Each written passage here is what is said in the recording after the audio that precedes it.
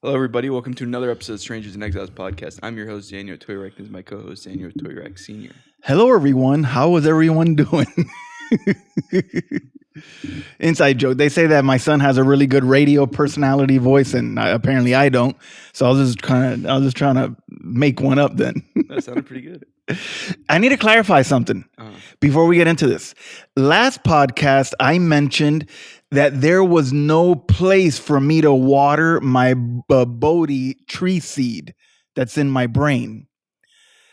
Apparently, there is. There's a Buddhist temple here in Homestead. Oh, really? Dude, I want to go with you. No, I'm serious. We're allowed to go, but I have to wear pants. I'm not allowed to go in shorts. Yeah. And apparently, it's women cannot like approach or touch the monks. Men can, but they prefer you don't. And so they're open every day, Monday through Sunday, every day. Oh, wow. Okay. From 9 to 4, 9 to 5, something like that. Yeah, they don't. The monks don't get a day off, which is really horrible for them. But hey, that's just. I mean, I don't know if they have a rotation. Maybe they do. Yeah. Like if they have a schedule, Well, I like guess that's their life, though, right? Because they're just. I don't know. We There's got to nothing go and else- learn more. There's nothing else for them to do, I think. Exactly. Like for instance, what do they do when they get off of work at 4 o'clock? Like do they go to Buffalo Wild Wings? I don't know what they do. Are like Hindus where they don't eat meat? They're Oh, vegetarians. so yeah, they don't. Well, they have vegan wings at Buffalo Wild Wings. Yeah, but then there's too many people, and then like the TVs And everywhere. there's drinking and sports and stuff. You There's don't no wanna get good, involved with that, no yeah. good. Well, okay. Before we get into it, as the producer mentioned last time, make sure you like and subscribe if you enjoy the content. If this is interesting to you, if any of this is at all insightful to you, like, share, hit that subscribe button, any of that stuff. It helps us out. We are starting with a different book than we were doing last time this week. Yeah, I'll be honest with you. It was easier with the other religions. With Buddhism, I think it's because there's so many different schools and so many different philosophies Yeah. that it's kind of hard to find a book that is clear but also informative. And once again, I was struggling with the last book that we were looking at. Even though the format was easy because it wasn't a question and answer based format, the problem is that the guy that wrote it is like a 10th degree theologian Buddhist. Yeah. And the way he writes, it's almost like, I don't get it. So I decided to get another book that is kind of more like of a systematic theology type Buddhism book, where it's kind of a little bit easier to get through the information and understand exactly what they believe in. So There's a lot of history and original teaching and stuff, but we're going to kind of skip straight to the practice section. yeah, because I feel like we've Yeah. already done a lot of that, Yeah, so we there's no already- sense in rehashing all that. Now it's more interesting to see the actual, how the Buddhists will, I guess not worship, there's no God to worship, but how they'll just Oh, but practice there their are. religion. Oh, there are? Oh, we'll get to that. We'll get to that. Okay. So we'll start off with, this chapter is the devotion aspect of Buddhist practice. May kind of start off for us. Okay, what is devotion to you? Like devoting time to God, devoting effort, reading your Bible, praying, going to church. Would you say devotion carries some sort of a spiritual aspect? Yeah. Would you say devotion carrying a spiritual aspect is generally reserved in a religion, reserved for a supreme being? Yes. Would you say that devotion in a religious aspect would be related to a supreme being, thus you must believe in some sort of a supreme being? Naturally. What if I were to tell you that there is a form of devotion that is similar to what we do to Yahweh and to Jesus Christ, but they do it to a man that lived here 2,500 years ago? What would you say? Why? The way that they honor this dude, I find it incredible. Just so you know, we got 4 chapters on their actual, like, what they believe and what they do. I got through the first chapter. Hopefully we can get through all of it today. I doubt it, but let's just see. Pages, Yeah. we'll see. But let's just see. So you know what? Instead of me, a lot of conjecture, let me just talk. Devotion plays an important part in the life of most Buddhists. While it can often have a meditative quality to it, in other words, meditation, it is associated with morality in the triad morality, meditation, and wisdom. They group those three together as some sort of a triad. Mhm. Now, these are the 5 types of devotion, I guess you could say, within Buddhism. You have the adhisthana, which I'm going to repeat that a lot as I read through these because almost all of their devotion ties back into this adhisthana. The adhisthana, it is basically an influence or blessing, a kind of power that passes from one person to the next like a contagious disease. Hmm.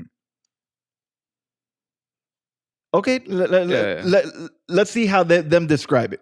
Okay, it says monks and nuns bear this by their connection back to the Buddha's great spiritual power through their ordination lineages. So, in other words, the leaders of their, not churches, their temples, they have this power because they are ordained. So, okay, as well as through the virtue of their way of life. Such a blessing may be conveyed by a short chant or laying hands on the head or the passing on of a blessed object, such as a piece of script, an image, or a cord that has been connected to chanting monks.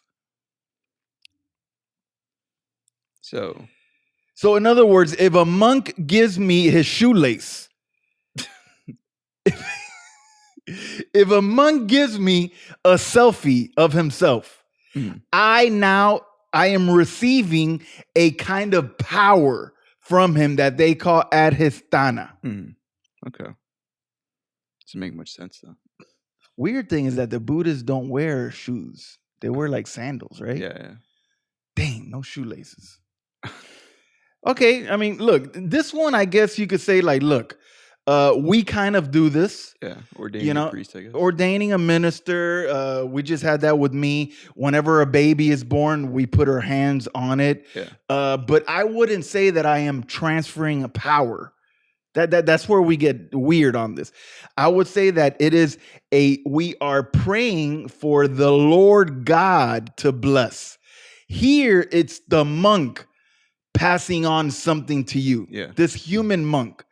So whenever the human monk passes on, whenever he performs this sort of devotion, this adhisthana, he is basically giving you a piece of script. In other words, like I don't know, a post-it note with a scribbling on it, an image, a selfie of himself, a cord, a shoelace, or something that has been connected to the chanting monks. So in other words, that is a form of devotion within them. That's one of them. All right, let's keep going. The next one is nidana. This one is a connection, the kind of physical proximity that allows the adhisthana, the force, the power, to pass from one thing to another. This is especially the case with when with an open heart a person makes offerings or shows devotion to an image, monument, or person connected to the Buddha. So in other words, this is almost like the joint. You know, like if you're a plumber and you got 2 pieces of PVC and you need to connect them, you use I forgot what it's called, but like both pieces go into that, you Yeah, glue yeah. it. Yeah. That's what this is. This is the actual connecting so that you can get that force. Mhm. The next one is punya.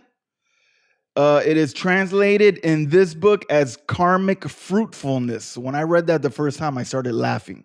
It isn't like they found a way of saying uh, uh, actions performed to create good karma.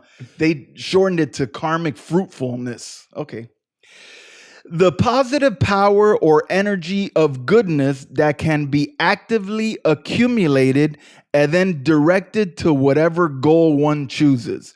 It is more abundant when giving to those rich in adhisthana or when giving out of compassion to those in need.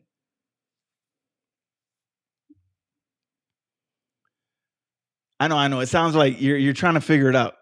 but it's basically when you do something to get karma in your bank account, good karma in your bank account. Sure. It is so that you can accumulate the goodness, the energy of goodness that is accumulated, then directed towards whatever goal one chooses. Mhm. Because remember, you can actively choose the different paths to get to nirvana. The next one is pranidhana. It is a firm resolve, earnest wish, or prayerful vow that carries with it the power to accomplish its positive purpose.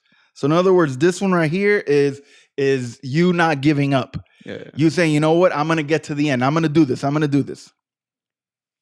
Many Buddhist ceremonies and rituals are basically about making a connection that will cause the adhisthana to flow, the energy, then performing actions that will generate punya, and then dedicating the punya in the form of pranidhanas.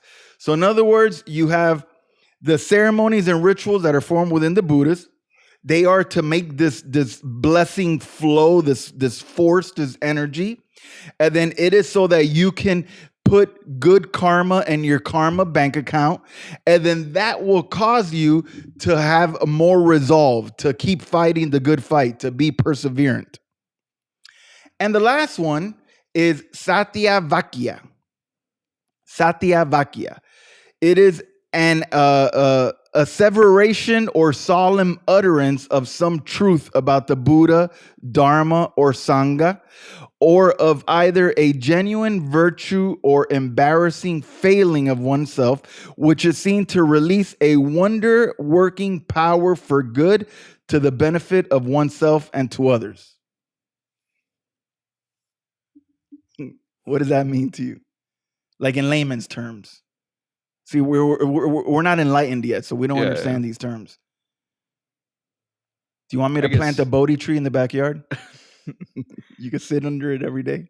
I mean, this is essentially kind of just like almost like testimony, right? It's saying an utterance or asseveration or solemn utterance of the truth of the Buddha, or either a genuine virtue or embarrassing failing of oneself. So it's just putting your faith in the Buddha and saying how good he is and how sucky I am, essentially, right? Basically, yeah, I guess you could look at it that way. I guess I look at it as the previous ones are all positive. This one can probably fall into the negative one. Like when you make a mistake, then this is when you realize, oh, you know what? I suck. I'm a failure. I go to Buddha for guidance or whatever, Mm-hmm. So yeah, so that's basically their devotion.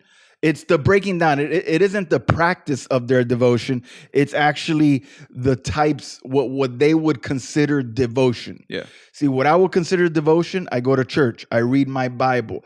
I praise and worship God at church. I listen to the word of God at church. I apply that word of God to my life in my personal life. I walk with Christ. I walk with God. I read the word of God. My devotion is in my prayer. When I pray to the Lord, I earnestly pray to him. Here, they kind of broke it down into more earthly, like human things, like, the power that passes from one thing when somebody touches you or when they give you a shoelace or a Post-it note.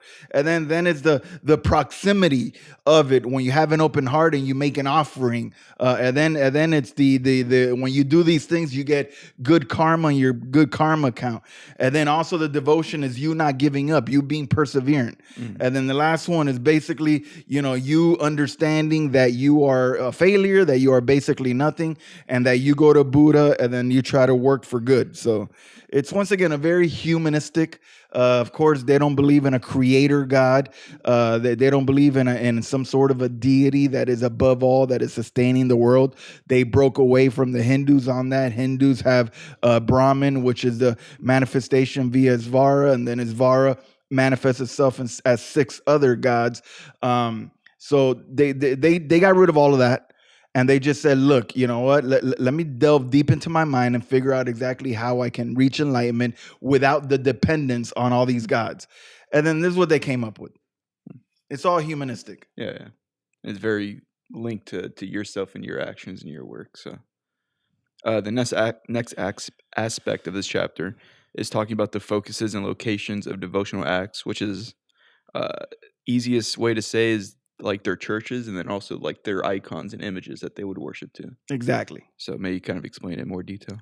All right, this is what they say: devotion to Buddhas and bodhisattvas. Do you know what bodhisattvas are? No. You don't know what a bodhisattva is? You want to go to the 7-Eleven?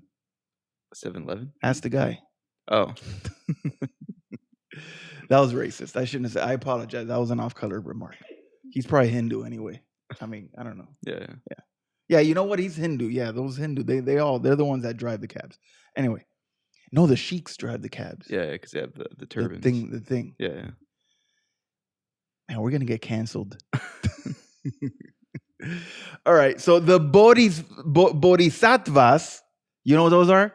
Those are living, breathing human beings like you that have reached enlightenment. You are enlightened. You're a bodhisattva. No, bodhisattvas. Okay, you say it. The bodhisattvas. You say it better than me. Okay, you are a human being. You are fully enlightened. Mhm. However, you have decided to not go into nirvana yet. You have decided to stay here and continue your cycle of samsara, so that you can help others out. Oh, okay, nice. So you're gonna go into your next life knowing that Buddhism is true? Because you're enlightened. Mm. I'm assuming that when you are fully enlightened, when you come back in your next life, you're already enlightened. Mhm. I mean, how can you unlight a light? I don't know if that came out right. In other words, they link your enlightenment to your karmic force. Mhm. Your karmic force is carrying your enlightenment. So when your karmic forces goes into another person, then you are enlightened again, and you continue until you say, you know what, I'm good in nirvana. But then who do you call? Like in other words, okay. Assuming this is true, I am a bodhisattva. Yep. I'm completely pronouncing it wrong, but it's fine. Look, I'm gonna say I'm a bodhi. No, but then they're gonna think it's a tree. Okay, I'm a bodhisattvas. All right. Yeah. I've been coming back and forth, back and forth, back and forth. I'm helping people. I'm getting people enlightened. Like it's almost like when we say that we bring people to Christ, Mhm. I'm bringing people to the light, the false light, not the true light. The true light is Jesus Christ. But he's helping out other people get enlightened. But then suddenly he says, you know what? I've been doing this for a long time. I think it's time to retire. I want to go to nirvana. Who does he tell? No, I'm serious. Yeah. Okay, look, I know this question might sound on one side, you might say, oh, he's making fun of them again. No. I really would love to know this answer.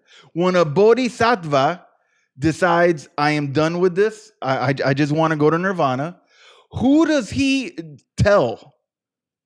There is no God. There's no creator God in control of all. Is there a like a bodhisattva council that you go to? And then maybe like at your funeral, the guy, the monk, then like he cast your karmic force into nirvana. Look, I know this all sounds dumb because it is. I just would like to know the answers. They just don't give us these answers. They tell you what a bodhisattva is, but they don't tell you how the bodhisattva, number one, became a bodhisattva. Number two, why the bodhisattva would like to continue coming back. Number three, how does the bodhisattva actually stop this and then go into nirvana? They don't say that. Or at least I haven't found the answer to that. Yeah. I was looking forward this afternoon when I started reading about this. So yeah, that's what I was just thinking. See, I got stuck for 15 minutes on. I haven't even read the full first sentence. So devotion to Buddhas, remember pluracy, because they believe in multiple Buddhas, and bodhisattvas is focused or channeled by the use of various artifacts such as images. Now we go to the icons. Mm-hmm. Now we go to the icons. We are devoted to them through images. That's why if you go to any one of these Buddhist restaurants or whatever, like for instance, what's that one that you like over there in Orlando? That noodle spot? The one with the furniture. Yeah. Yeah. I don't even want to say it, but it's a great restaurant. Mm. What is that? The World House of Noodles, World of Noodles, Something like that. something like that. Great restaurant. The entire restaurant is chock full of Buddhas everywhere. They're everywhere. They're everywhere. There's just they got 1,000 Buddha statues in there. At home, so in other words, the devotion is focused through images. At home, it can be expressed before a home shrine, which may be as simple as a high shelf and a picture in a quiet corner. Or at least they tell you, okay, in other words, you can have devotion on a bookshelf in the top corner. It doesn't have to be a whole gold-plated situation. In temples, however, there will always be some kind of shrine room. That's why I want to go to this temple. I want to check all that out. Mm. I mean, I'm not going to kneel, but I'd like to go check it out. By the way, on their website, there's a bunch of Americans there. Oh, really? I don't know, bro. These people are taking over the Redlands. Mm. Just saying. In temples, there will always be some kind of a shrine room or image hall where large images are housed. In Theravada, excuse me. In Theravada temples, these are of Gautama, which is the Buddha. Yeah. Sometimes flanked by his 2 chief Arahat disciples. Remember Siddhartha Gautama, when he became enlightened, he had his first disciples, and then his disciples became enlightened. So in some temples, depending, they'll have the Buddha, the Gautama, and then they'll have his 2 disciples next to him. In Mahayana temples, there's often a group of 3 heavenly Buddhas, or a Buddha and 2 Bodhisattvas, perhaps with images of 16 or 18 chief Arahat disciples along the walls of the hall. So in other words, just like when you go into a Catholic church, what do you have in the front? The crucifix. Jesus crucified. Yeah. And what do you have on the sides? The 12. The disciples. Yeah. Same exact thing. They cookie cutter. They stole it. The concept of it, Mm. Devotion. Temples may also have the following: a meeting preaching hall, a separate meditation hall, as in Zen temples, a Bodhi tree, as at many Theravada temples, a library and administrative buildings, and finally shrines for one or more gods or nature spirits. That's why when you said they don't believe in God, I'm like, wait. They do. They just don't believe in a creator God, a supreme being. Well, it's almost like in Acts, the shrine to the unknown God. This kind of seems like the same idea. Like maybe we don't know you personally, but there is a God or multiple gods. Yeah. The next aspect is the offerings and the chantings and the bowing, which I'm assuming this is probably the aspect of, I guess, like their prayer almost, right? Yeah. That's why I want to go to the temple. I want to see this in live, like in real thing. I mean, I went on YouTube and I saw it, but it'd be cool to see real people do it. But it's an everyday thing, dude. Every day they're open. Oh, no, I don't know if you go. No, bro. Generally, people don't go. Only the hardcore Buddhists go to temple. Okay, yeah. Most people do their stuff at home, like it's like a little, like the way a Catholic would, do a rosary in the morning.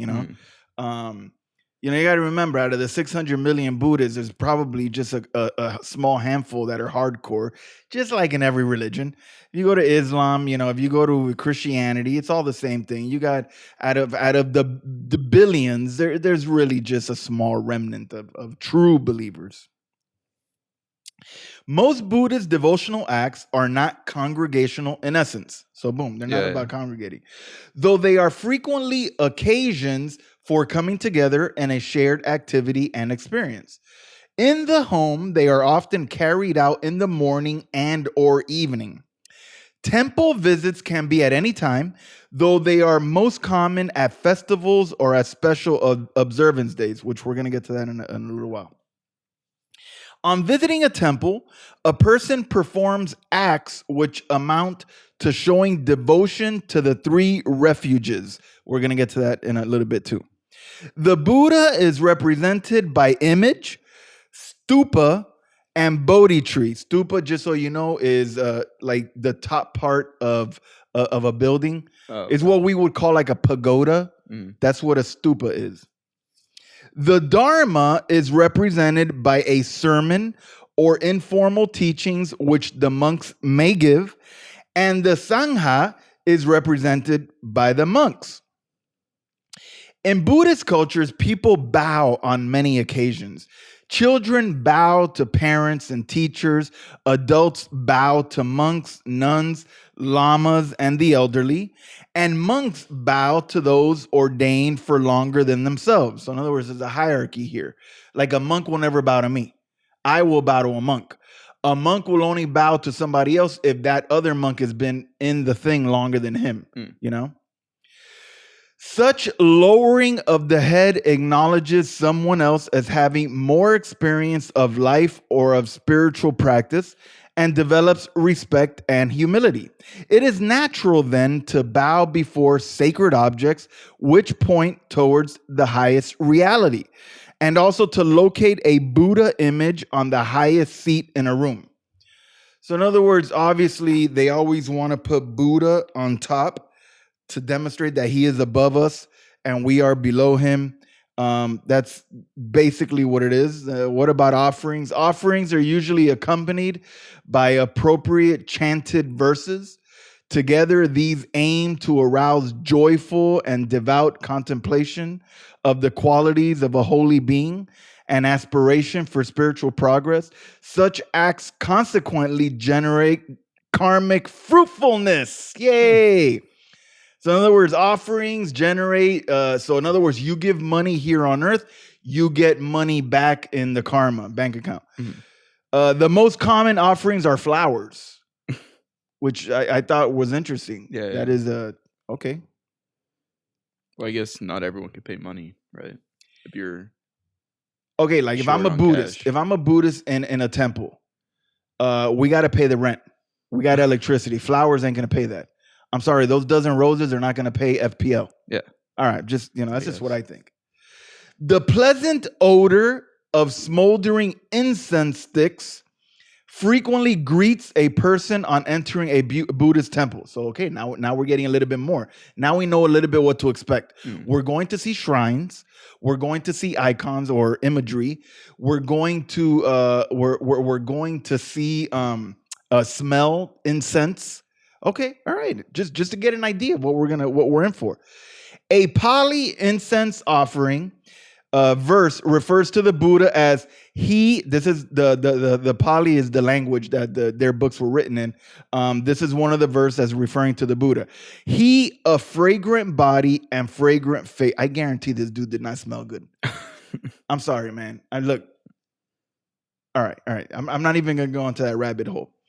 He, like for 6 years, he lived as an ascetic. Yeah.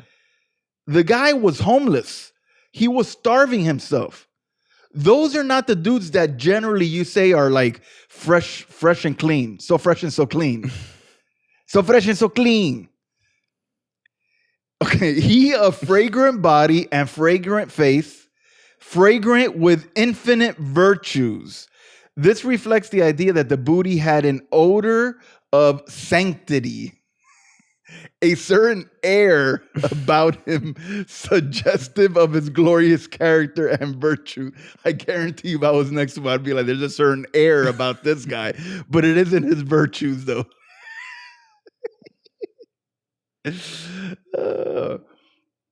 In all schools of, now we're going to talk about chanting. Just so you know, I went on YouTube and got a chanting thing. Oh, really? Yeah. Yeah, let's get into this, Junior. Let's get into this.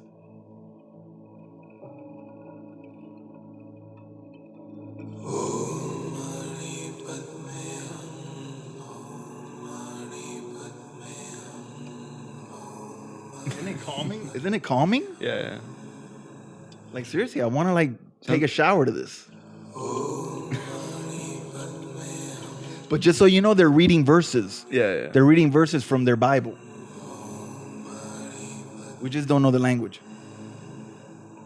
Like the background of like Kung Fu Panda movie or something. Here, let's see a different one. Oh, Oh, Tibetan. this is Tibetan Buddhism. This is the Dalai Lama.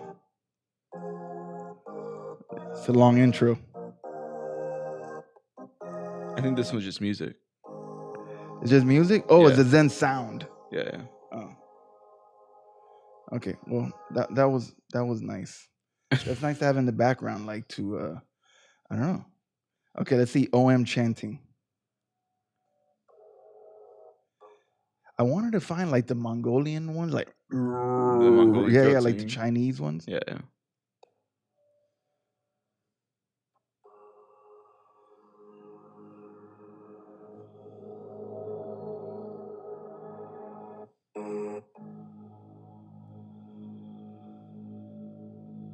They're not doing a lot of chanting. Oh,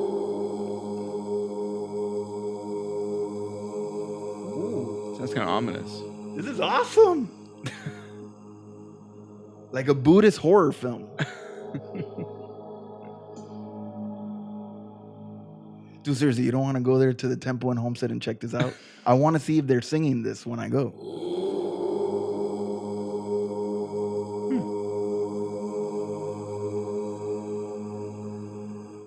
Okay. Oh. Oh. All right.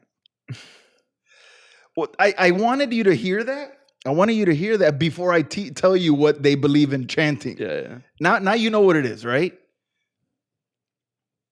In all schools of Buddhism, so in other words, this is all of them: Theravada, Mahayana, and the other one, the Tibetan one. Mm. In all schools of Buddhism, chanting is very common as a vehicle for devotion or other ceremonial acts.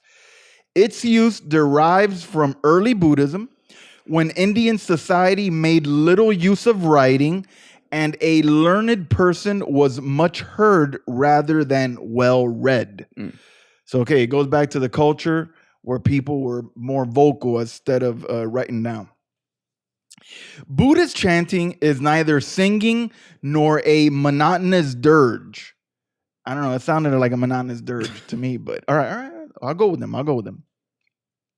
While being deep toned and slightly solemn, what if Pedro, remember Pedro, what if he were to become a Buddhist?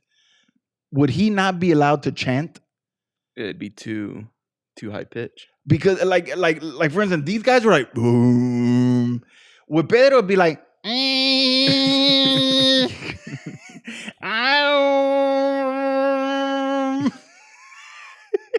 he he wouldn't be.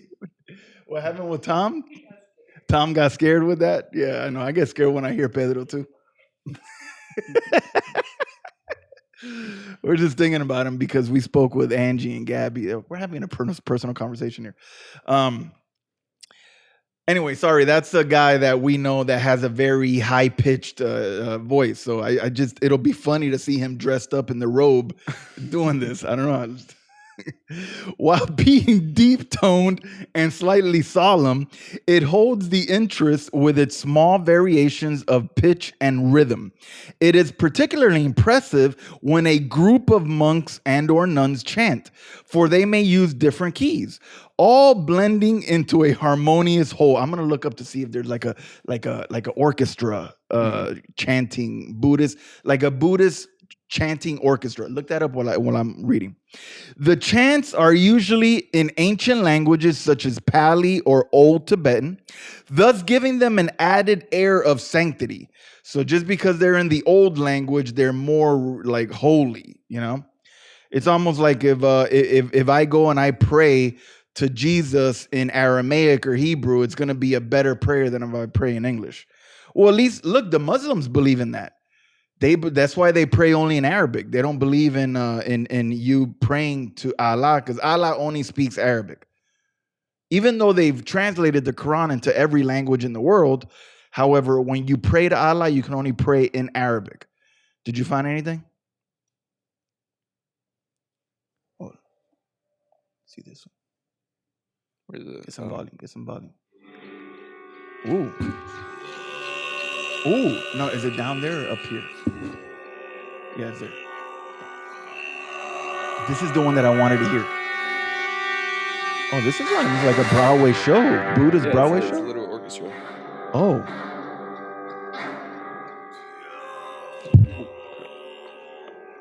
You don't have to show everybody. Oh, look at that So you see dude. it. No, yeah. Is that like a stock market thing? What's up with all that up there? Look at that. It's an It's an actual thing. There's an orchestra. There's a Buddhist orchestra. I know they can't see that. It's too far away. Look at they got the big drums and everything. I love those big drums. Boom, boom, boom, boom, boom, boom, boom, boom, boom. That's what I wanted to hear. That type of guy. It sounds like a movie soundtrack, like a John Williams kind of thing. No. I'm telling you, it sounds like they were filming the like the Buddhist Star Wars. Star Wars is Buddhist. Oh, that's right. Anyway, to finish up this section, in all traditions, rosaries can be used to count off repeated chants. In Southern Buddhism, a mantra may be used such as "Du sa ni ma du ni ma du sa ni." I did pretty good on that one. You do it. Go ahead. Dusa nam nima sa ni madu ni madusa madusani. Medusa? Yeah, madusa. I bet you can't say it 3 times fast. Dusani masani madu ni madusa madusani. Ding ding. Yeah, doing a low pitch voice now. Huh? Doing a low pitch voice. Okay. Dusani masani madu ni madusa madusani. You know what's funny? When I do these stupid things, I actually laugh, like in the car or whatever. I'm just like, this dude is so. Oh wait, that's me. Yeah, so that's basically the whole chanting thing and all of that. You know, just so you know, the book has a lot more. Like I can't read the whole book to you. It's 550 pages. So I just highlighted the stuff that I thought at least was explaining. Yeah. There's a whole lot more here that I just, now we'll be here until next Christmas. Tom's kind of scared of you right now. He doesn't like my chanting? Yeah. Oh, and I know how to get him away from me. Yeah, we're talking about our dog. He's laying on the couch. And sorry, we still got this up. We did get rid of the other thing, but we haven't gotten rid of this thing. So by next time, this should be like not here. Yeah. All right. So the next aspect of this chapter is the refuges, which we were talking about before. I think you said is 3 different refuges that they kind of take hold to. So maybe you can explain it to us here. All right. These are the refuges. Now you might say, what is this? Like refuges, but this is what they consider a refuge. The key expression of commitment to Buddhism is taking the refuges, not refugees. Yeah. They're taking a lot of those these days, but this is not those. This is the refuges. The ancient formula for this in its Pali form begins. It begins, Buddham Saranam Gacchami, Dhamman Saranam Gacchami, Sangham Saranam Gacchami. Nice. What is the first word in each one of those 3? Dhammam? No, the first one. Buddha. Buddham. Buddha. Dhammam. Dharma. Sangham. Sangha. Yeah. That's basically what it is. This affirms, because in other words, it's not only their like 3 jewels or whatever they called it. This is like their 3 refuges. So remember, they just have to over-explain everything. Yeah. They can't just say, look, Buddha, Dharma, and Sangha, and then encompass everything under those. They have to like say, okay, no, Buddha, Dharma, Sangha, the 3 jewels. Now, when you look at a different aspect, these are also your refuge.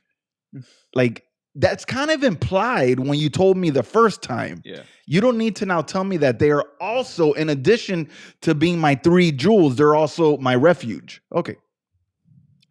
I just feel like these Buddhist scholars, they just want to write. Mm. Like they're like, okay, let's just write more, and then let's get people more confused, and then they'll believe us. Okay, because they'll think we know more than everyone else. This affirms, pay attention, that I go to the Buddha as refuge. Oh. See, right off the bat. I got a major problem with that first statement. What do you think my problem is with that? Well, a couple of things. A, you're going to a man for refuge rather than some sort of being that's actually higher than you. Mm-hmm. And B, the Buddha's not around anymore. A mere man. He's dead. Yeah. So you can't tell me that, well, we go to the Buddha's teaching. No, because that's encompassed in the Dharma. Yeah. So in other words, I go to the Buddha as refuge.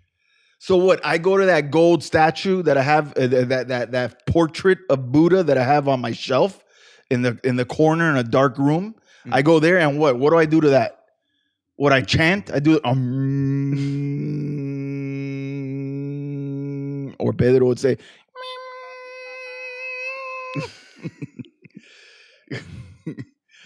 Okay, so in other words, let's just go with them. I go to the Buddha's refuge. Yeah. I go to the Dharma as refuge. I go to the Sangha as refuge. Remember, the Buddha is the guy that died and who became enlightened. The Dharma are the teachings, and the Sangha is the community, the people that you gather with. Each affirmation is then repeated for the second time and for the third time. The threefold repetition marks off the recitation from ordinary uses of speech. Get this, and it ensures that the mind dwells on the meaning of each affirmation at least once. The notion of a refuge here is not that of a place to hide, but of something the thought of which purifies, uplifts, and strengthens the heart. So just like the Jews have their Shema, yeah, this is their Shema. Mm-hmm. Every day they say this 3 times. I go to the Buddha's refuge. I go to the Dharma's refuge. I go to the Sangha's refuge. Once again, they like ink. Yeah. Because why didn't they just write, I go to the Buddha, the Dharma, and the Sangha's refuge? Why did they have to do like apostrophe and then the refuge apostrophe? Okay. Well, I guess they say so the mind dwells on the meaning of each at least once. At least once. Yeah. So in other words, if you repeat it 3 times at one point within the recitation of all 3, you will have at least thought about the Buddha once, at least about the Dharma once, and at least about the Sangha at least once. It's kind of like dumb. Yeah.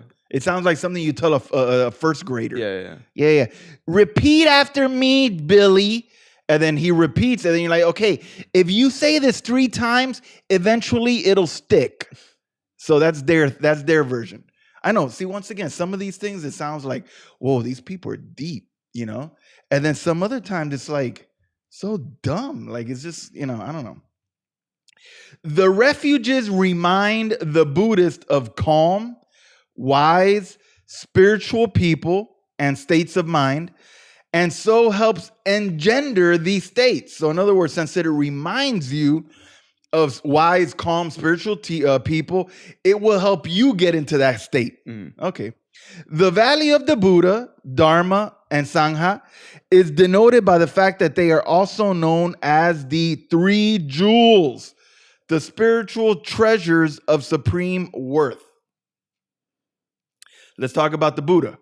On the Buddha, it affirms, and this is an actual verse, thus he is the blessed one because he is an arahat, perfectly and completely awakened, accomplished in true knowledge and conduct, fortunate, knower of worlds, unsurpassed leader of persons to be tamed, teacher of gods and humans, Buddha, blessed one.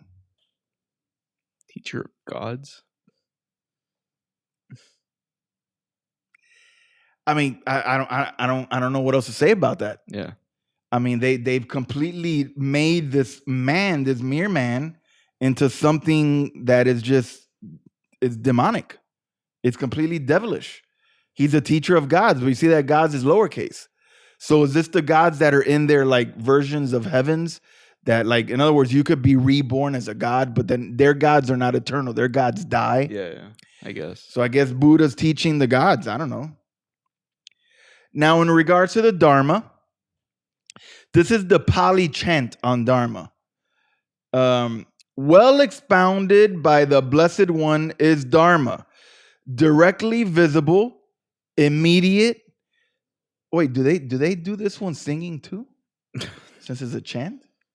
Or is it just more of like a verse? Like they read it out loud or like a mantra almost? Maybe it's like a psalm. It could be either. No. These things are definitely very like psalms. Yeah. Yeah. Okay. So let me try to do this one then. Well expounded by the Blessed One is Dharma, directly visible, immediate, inviting one to come and see, applicable to be personally experienced by the wise. That was pretty good, huh? Yeah, it was good. I'm not gonna lie, I did go. Producer, what do you think about that one? No? You want me to do a different tone? All right. Okay, let me actually read it in regular, in my very poor voice. Do you want to read it in your voice? Go ahead, read it.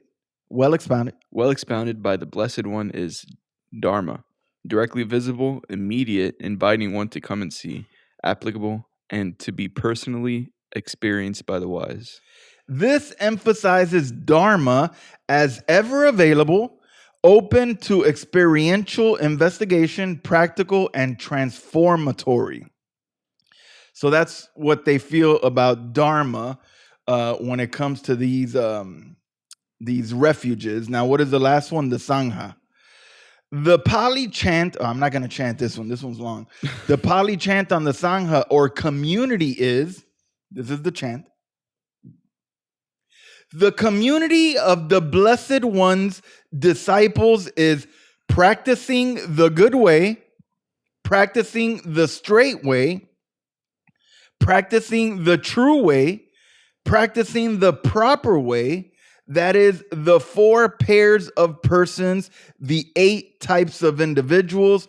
This community is worthy of gifts, hospitality, offerings, and reverential salutation, the unsurpassed field of karmic fruitfulness for the world. That's a lot, huh? Yeah. I mean, it's just a lot. The good way, the straight way, the true way, the proper way. You see, once again, all 4 of those things are the same. Yeah. Like they're all like, what is it? Synonyms? Synonyms. Cinnamon? Synonym. Cinnamons. Synonym. Okay. All of them are basically the same, but they have to break it down into longer things. Yeah, so. of course. Now, in the Mantranaya, which these are the Tibetan Buddhists, the Dalai Lama people. Mm-hmm. In the I always get that one, Mantranaya of Northern Buddhism, extra refuges are taken. So it isn't just those 3 first ones. Those 3 first ones, no, they got a little bit of extras. Prior to the 3 usual ones, a person, you're going to love this one, takes refuge in his Lama or his guru, the Dalai Lama. So the Tibetan Buddhists, the northern ones, they believe that it's not only the 3 refuges, they also added the guru. Now your guru is also a refuge for you. The source of his deepening knowledge of the other refuges and regarded as an embodiment of their virtues. So that is why you consider the guru also a refuge in that. So those are the 3 refuges. We've already heard of these before. They're the 3 jewels are the same thing, which is Buddha, Dharma, and Sangha, which is a community. The only one that's different is the Tibetan Buddhists, that they go a little bit further, where they add the guru or the lama into there as a refuge, because apparently he knows way more than me. So, all right, since he knows more than me, I'll take refuge in him. All right. True. The next part of the chapter is talking about attitudes to images. So we went over the icons and the images before, but now there's the different schools of thoughts and how they deal with icons may kind of explain it to us what they think. Okay. I'm trying to see if this is the one that I thought was hilarious. Okay, we'll see. All right. What are the attitudes towards the images? Images always function as reminders of the spiritual qualities of holy beings. So in other words, they're a reminder. Yeah. If in no other way. When a Theravadan, for example, expresses devotion before an image of Gautama Buddha, he is reminded of his struggle for awakening or enlightenment, his perfections, his teachings, and the ideal he represents. He joyfully recollects the Buddha, developing a warm heart and a pure mind. The spiritual qualities expressed by the form of a good image also help to stimulate the arising of such qualities in one who contemplates it. So in other words, as you sit there and look at the image, the icon, the statue, you realize, wow, look at the way he did it. He was able to be enlightened. He was able to reach perfection. And then it should stimulate you or motivate you for you to seek your enlightenment. In Northern and Eastern Buddhism, so basically in Tibetan Buddhism and in Buddhism that's all throughout China, Japan, and Korea, except maybe the Zen Buddhist, images function as more than reminders, especially in Mantranaya, which is the Tibetan Buddhist schools. They are seen, you're going to love this one, they are seen as infused with the spirit and power of the being they represent. Uh-oh. See, now we're getting a little Catholic-y here. It isn't just an icon. Now that icon is infused. Power has been infused into that photo. Moreover, as image and being meet in both being empty of inherent existence and mind only, the image comes to be seen as an actual form of the being.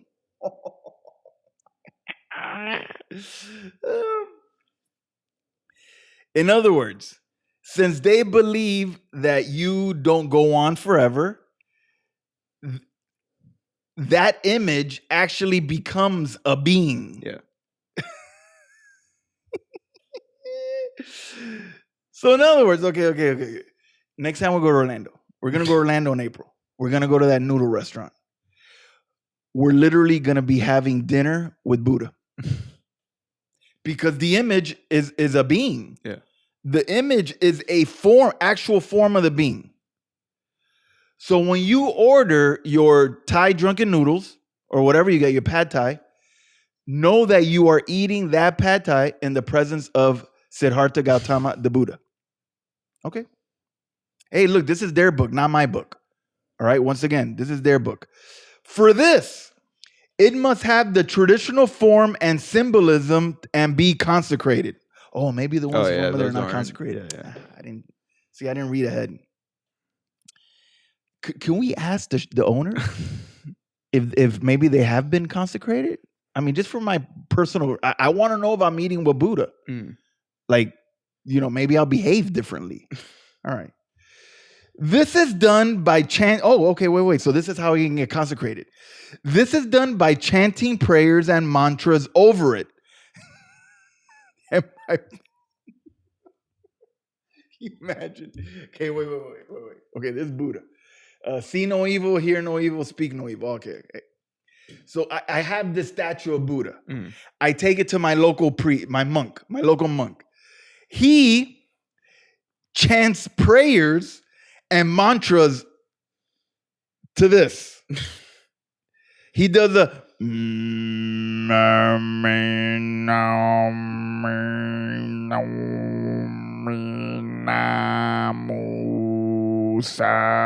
then he does prayers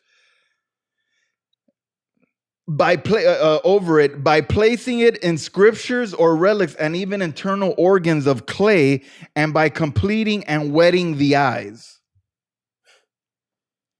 In other words, I'm sorry, this guy has his eyes closed, so maybe they didn't wet his eyes. Yeah, maybe the other one. All right. Yeah, they wet his eyes, little piggy. What's up, piggy? So in other words, the whole point that I'm making here is that they actually go as far is to have statues and photos, and they can actually get them consecrated Yeah. so that there's like some sort of a power behind it. Even in Southern Buddhism, a temple image seems to act as more than a reminder, for it is generally thought that it must be consecrated before it can function as a focus for devotion.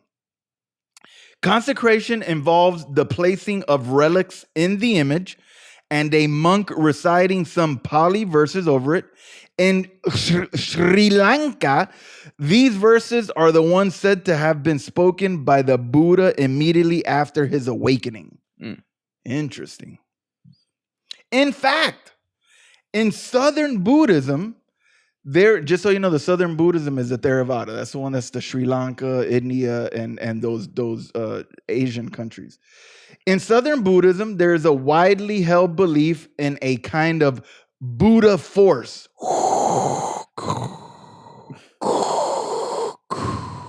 Buddha, I am your father. There's a Buddha force. Dude, this is good. This is good stuff. It's widely held belief in a kind of Buddha force which will remain in the world for as long as Buddhism is practiced.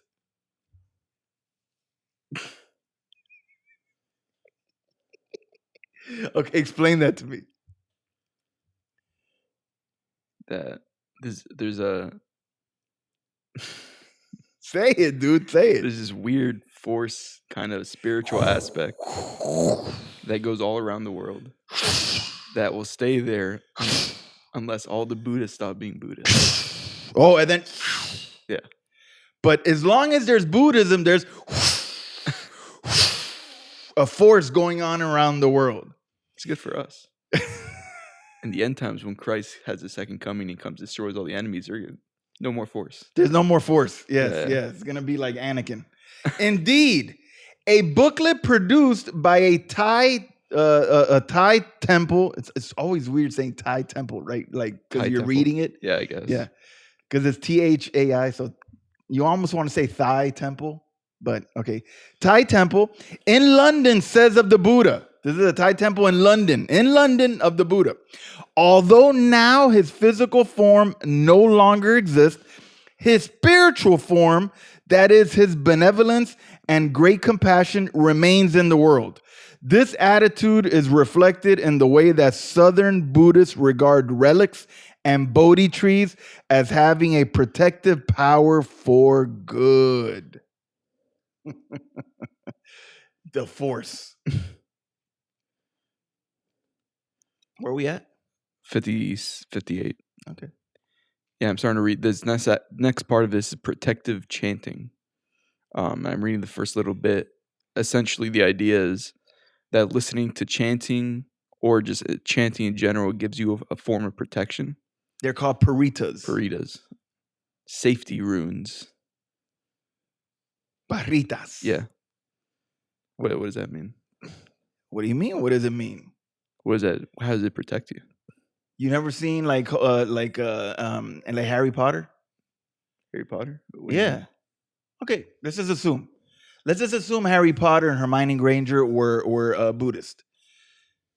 What does she do? Wingardium Leviosa or whatever. Like, what was the thing that Harry Potter did? Like with the light at the end of one of the movies. Oh, the horse thing. Yeah, that thing. Yeah. Thing. Okay, that is a parita. That's a parita. It's a protective thing. Mhm. All right. Obviously, I'm going way further. You know, Buddhist monks all around the world saying, he compared us to Harry Potter. What's wrong with that? And if there was a Muslim, he's a kafir. All right. In all schools of Buddhism, chanting or listening to it is often used as a form of protection. In Southern Buddhism, chanted passages called paritas or safety runes are used. Most are excerpts from the Pali scriptures, the most common one being that on the qualities of the three refuges as translated above. So it's more being on the qualities of them. While most paritas are used as a general protection, some are used against particular dangers, such as one against death from snake bites. Isn't that like very, That's very particular? very specific. I mean, like that's like, and then they probably have it like, what about if that's from particular snakes? Like, do you have one from a cobra, one from a python, one from a? You know what's funny? What's funny is that we would think that that's funny, but then like the guy that wrote this book included that. Yeah. Like, didn't he think people would think that that was like stupid? All right. So you have a snake bite said in the suttas to have been given by the Buddha specifically as a parita. So in other words, the Buddha himself gave this this verse or this chant, and so that's something that they hold good. But now this is where you're gonna like the next part. Paritas are used, for example, for warding off wild animals. For human attackers, and you're gonna love this one, or ghosts. Also for exorcising people, for curing illnesses, and averting dangers from accidents or natural disasters. So they go from as specific as a snake bite to natural disasters. Yeah. But then also, there's paritas that ward off wild animals. So while a lion is chasing you, you can chant out this ma na na ma na ma na na, and then the lion will stop chasing you. You can also have a ghost infecting your house. You don't need to call the Ghostbusters. You just go na ma na ma no na ma na, and then the ghost will leave. It even works to exorcise people that are demon possessed. You walk in there, you don't need the exorcist, the Catholic priest, you don't need any of that. You walk in there with your monk friend, na ma na ma na, and then that's it. But also for against human attackers. You mean tell me a guy breaks into your house? He's gonna attack your house. You sit down, you get on your knees. No, not on your knees. They sit down and with their legs crossed, and then you do them, nah, nah, nah, nah, nah, nah. And that guy's just gonna leave. Like he's gonna be like, oh man, she just did the chant. Like, what the heck? I was good. I was gonna take her TV. Now, but she did the chant. I have to leave. I can't steal the TV. Okay, all right. They are also used to gain a good harvest, to help pass an exam, to bless a new building, or simply to generate karmic fruitfulness, my karmic bank account. There are limits to their power, though. Okay, check this out. They are said to work only for a virtuous person with confidence in the three refuges, and cannot, for example, cure a person of an illness if it is due to his past karma. There's the fine print. Yeah. There's the fine print. So in other words, you can do it, you can cure people. But if you are sick because of your past, how is he supposed to know if it's because of his past karma? He doesn't know who he was back then. Like the guy has diabetes, right? My dad died of diabetes. According to this religion, it's because his previous life he must have done something bad, so then but he doesn't know what he did back then. So what is this? Where do they come up with this? Kind of like I almost look at it as like a cop out. Like, oh, even though you believe in this, you can't be healed. It must be because you did something bad before. It's obvious. Yeah. I mean, isn't it obvious that you cannot be healed because of your So in other words, are there like thousands of miraculous healings going on throughout Asia that we don't know about? I feel like it'd be the opposite. Now they have a cop out to say why there isn't any healing. No. I'm taking it on from the assumption that if this religion is true and if it is real, why wouldn't there be mass healings in all of Asia? But yet they use your cop out. That's how you know it's all from the devil. It's a lie. Yeah. There is no healings. And they just simply say, oh, yeah, you're past karma, dude. Sorry. Oh, yeah, no, you're not going to get your brain cancer healed. You're at the St. Jude's Hospital, Mumbai. You're not going to be healed because of your past karma. And then they just walk out the room. Okay. First,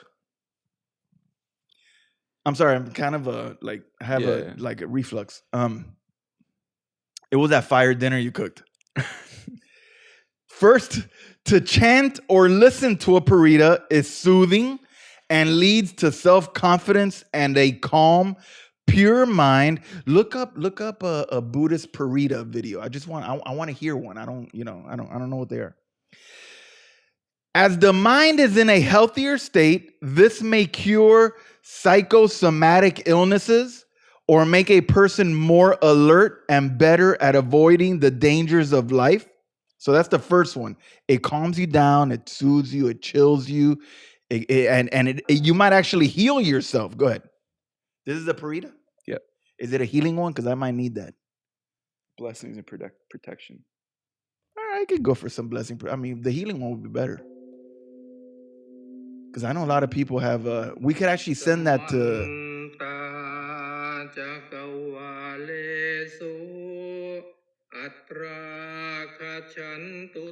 This is blessing? Yeah. All right, let's see if we get blessed.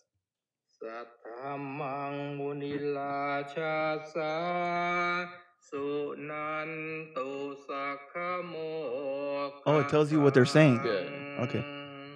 Okay, those in the heavens of sensuality and form, on peaks and mountain precipices, in palaces floating in the sky. Oh, this is not soothing at all. Are you soothed? But we're blessed. I'm guessing you can't turn it off. No, I said he put a virus on you, that Buddha.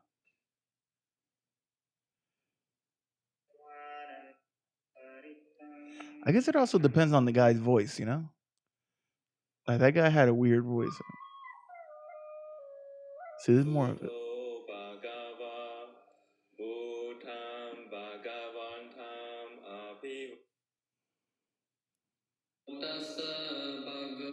Not as cool as the other ones. Okay. Yeah, I was kind of looking forward to it being like Yeah. deep voice. All right, so the first one is to listen, and then you'll have a calm, pure mind, and then that'll put your mind in a healthier state, and you'll be able to maybe even cure some of your own illnesses. Secondly, chanting a parita, especially one which expresses loving kindness to all beings, is thought to calm down a hostile person, animal, or ghost, making them more well disposed towards the chanter and listeners.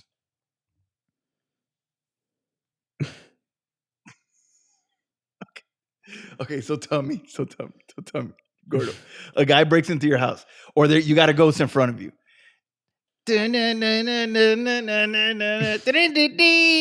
Okay, you have a ghost in front of you. If you do a parita that is loving, oh ghost, I love you, ghost. Please be calm, ghost. I am not here to affect you, ghost. That ghost, according to this, that ghost will be well disposed toward the chanter. Thirdly, as well as generating new karmic fruitfulness, parita chanting is thought to stimulate past karmic fruitfulness into bringing some of its fruits immediately. Ooh. So in other words, not only does it give you brand new karma money in your bank account now, it could also bring in some of your old school money to produce interest. Fourthly, chanting or listening to a parita is thought to please those gods who are devotees of the Buddha, so that they offer what protection and assistance it is in their power to give.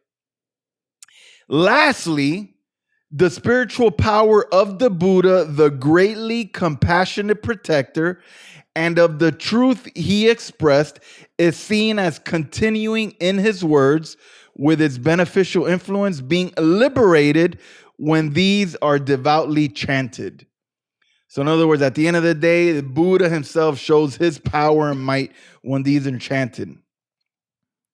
While an ordinary layperson or specialist chanter can activate the power of the Buddha's words by chanting, it is more efficacious for a monk to do it. This is because they try to live fully the way of life taught by the Buddha. So in other words, you could chant it, but if you want to unlock its true potential, go to the monk. And the monk will chant it, and then it'll, really get a lot more power out of it. So crazy teachings. I think I want to leave it here Yeah, today. that's what I was thinking. Crazy religion, crazy false religion. It's not even religion. Crazy way that the devil constantly blinds the eyes of people. The fact that some dude in some temple can sing a song and it'll make a ghost go away or a hostile person calm them down. I just the fact that there's some force all around the world right now, but it's only activated while there's Buddhists out there. The minute there's no more Buddhists, then the force is gone. So who's sustaining that force? What sustains that force? What actually put that force into play? Who created that force? There's no God. Yeah. So what is the force? I'm still waiting. Nine Star Wars movies. I still don't know. Yeah, I was wondering how they even believe in ghosts.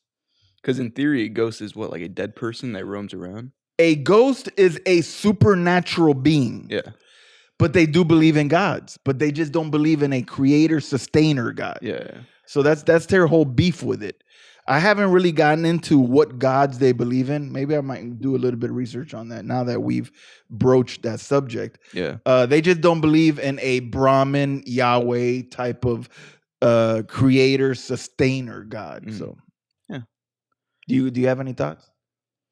Well, I mean, I just reading through this is kind of like the verse in the Bible that says that people will believe in false gods. They'll believe in gods that take the image of man, which is to me like the Buddha, and Siddhartha Gautama is just in general just a false teacher, a false god, and now they're worshiping as a god. Yeah. So I mean, look, this is no different than what Paul was seeing going on in some of his churches, yeah, which is exactly why he wrote those letters. This is no different than what he wrote in the book of Romans, the book of Corinthians. It's just because he wrote it 2,000 years ago, we see the fruit of those false systems. The false systems, all they have done is spread. They started out with one dude, and now they are, when you think about it in the context of things, one man and his supposed teachings and how they have created a belief system, a false belief system for 600 million people. Whereas we believe in the one man, God man, who came here with a purpose to give his life so that we may obtain salvation and forgiveness through his sacrifice. And that man, God man, has more than 2 billion of true followers, following the truth, not lies. So I know we go through these religions and we poke fun at someone they believe, but when you look at the scope of the amount of lives that have been lost, the amount of lives that have gone, their souls that have gone over the last 2,500 years. Yeah. I mean, right now there's 600 billion, but over the last 2,500 years, there's been a whole bunch. I don't know the number, the amount of people that have lived and believed in this and died and then subsequently gone to hell. But it is something when you look at the grand scope of things, how the devil and his lies and deceptions are just, they're perverse all in this world. And we are once again grateful for the truth, and we could bring the truth through this means, through this ministry. And we just hope people hear this, and not only to understand what the Buddhists believe in, but also if you do have some Buddhist friends or people that are considering Buddhism, go to them and tell them, hey, look, that's all lies of the devil, So. And I guess this one is particularly scary because it's easy for an atheist or someone to get trapped into something like this. Yeah, where it's heavily philosophical, like meaning of life kind of thing. This is a religion. Well, once again, it's not a religion, but it is a religion that it's very easily they can get you. Yeah. The other ones may be a little bit more, a little difficult, depending. If you live in the West, Islam already has such a bad name that any Islamic guy talks to you, you're going to be like, no, dude, I'm good. Because Christianity has a strong foothold over here in the West. But Buddhism is one that there's a lot of people that are always looking for answers. And this seems like it could provide them answers. And they'll easily get involved in this trap. And then before you know it, they're in it. And, they're in it to win it. And they end up losing it. It's sad. Yeah. Huh. Well, thank The you guys. reason I wanted Oh, to stop here is because I really don't know how to pronounce that next word in the next section. I'll be honest with you. I spent a lot of time trying to figure it out. Avalokitesvara. Man, you said it nice. I couldn't really figure it out because it almost looks like it was like a Russian word. Yeah, almost. Yeah. Hmm. All right. Well, it's getting more into like more systematic stuff now. Yeah. So that'll be for next week. Thank you guys for joining us. Again, weird stuff that they teach and that we're reading, but we'll keep on going through until we finish. So thank you guys for joining us, and we'll see you guys next week. God bless you all. Take care.